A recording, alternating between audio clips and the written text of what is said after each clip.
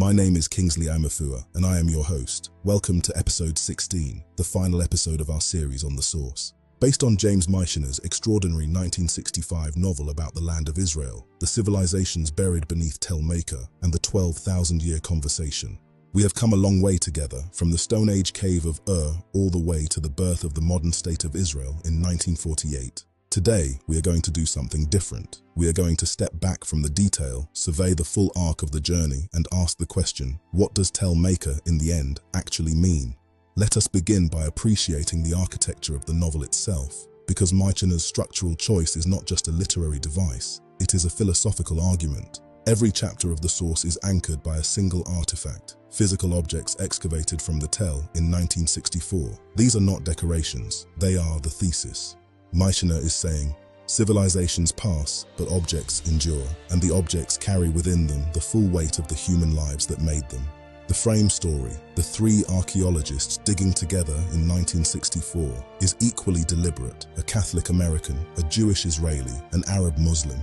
Three people whose faiths and histories are in profound tension, working side by side, their hands in the same earth, recovering the same objects. The dig is Michener's image of what understanding requires: patience, proximity, and the humility to accept that the story does not belong to any one group. Let us move through all 15 levels one final time, rapidly, but with full attention to what each one represents. Level 15, the Flint Sickle, circa 9831 BCE. The Hunter, the birth of wonder. Religion does not begin with theology, it begins with awe. Level 14, the clay figurine of Astarte, circa 2000 BCE, the Canaanite Bronze Age. The tension between Hebrew and Canaanite faith begins here. Level 13, the clay pots, circa 1400 BCE. El Shaddai speaks, the covenant is made, the simplest and most consequential theological instruction in history. Level 12, the horned altar, circa 1000 BCE. Jabal the Hoopoe, the Golden Age. A psalm does not have to be written to be a psalm. Level 11, the Babylonian armament, circa 600 BCE. The exile is not the end. The portable religion is forged in the furnace of catastrophe. Level 10, the Strigil, circa 165 BCE. Antiochus IV. The gymnasium becomes the killing floor, a line connecting ancient to modern persecution. Level 9, the glass phial, circa 5 BCE. Herod the Great. Beauty built on blood. Does it matter how the masterpiece was made? Level 8, the Roman coin, Judea Capta, circa 70 CE. Jerusalem destroyed. A civilization that travels in a book is born in the ashes. Level 7, the synagogue stone reused in a church, circa 350 CE. The Byzantine transformation. History chooses for the stone. Level 6, the Muslim tracery, circa 640 CE. Abd Umar and the Arab conquest. Three religions now share one small mound in Western Galilee. Level 5, the Crusader headstone, circa 1125 CE. Makur built. History turns invaders into residents and residents into those we mourn. Level 4, the seal of Volkmar VIII, circa 1290 CE. 200 years of occupation ended in an afternoon. Private friendship amidst public war. Level 3, the Golden Menorah, circa 1550 CE. Expelled from Spain, rebuilding civilization from the inside out, one prayer at a time. Level 2, the Turkish gold coin, circa 1875 CE. The Ottoman Empire dying. Two claims to the land, both legitimate, both irreconcilable. Level 1, the bullet, 1948. Three Jews, three visions. A bullet fired at midnight. The Tel still being built, one layer at a time. Now that we have walked through all 15 levels, I want to draw out the 5 great themes that run through the entire novel like veins through rock. The first theme is the persistence of the source. The spring at Tel Maker is the reason every civilization settled here. Water is life. God is constant. The spring does not care about theology. It simply provides. Beneath all politics and conquest, the source keeps flowing.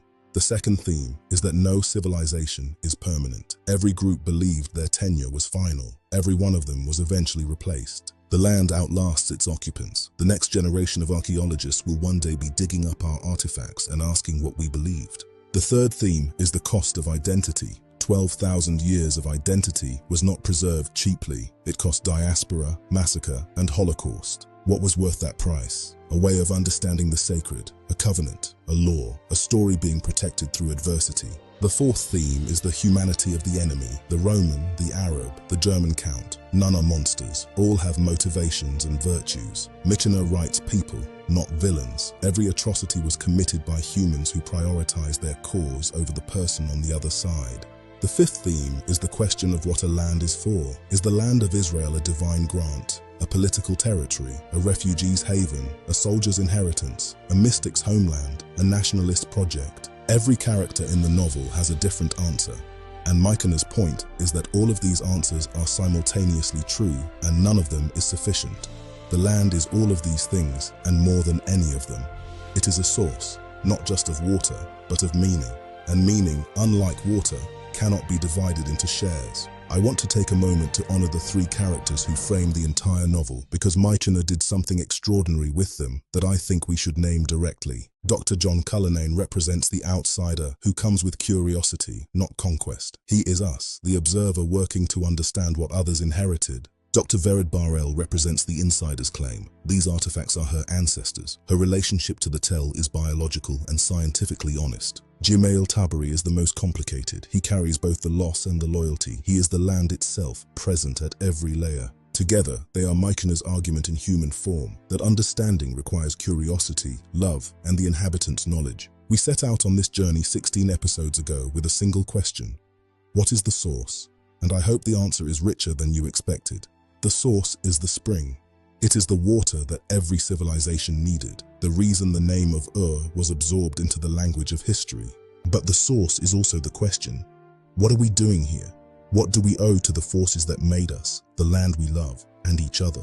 Michener wrote this in 1965, handling explosive material with more care and intellectual honesty than almost any other novelist of his era.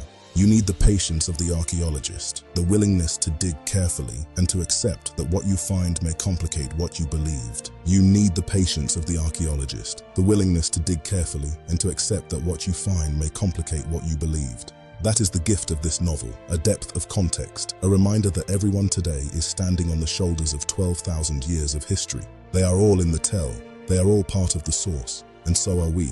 The source is still flowing, the digging continues. That is the end of our series on the source. 16 episodes, 12,000 years, one mound of earth in Western Galilee. I hope it has given you something to think about and feel. No summary can replace the experience of reading Michener's prose yourself. Thank you for every view, every comment, every share, every moment you spent watching this series. You are the reason it exists. Do not forget to subscribe, like, share, and comment. My name is Kingsley Amafua, and I will see you in the next episode.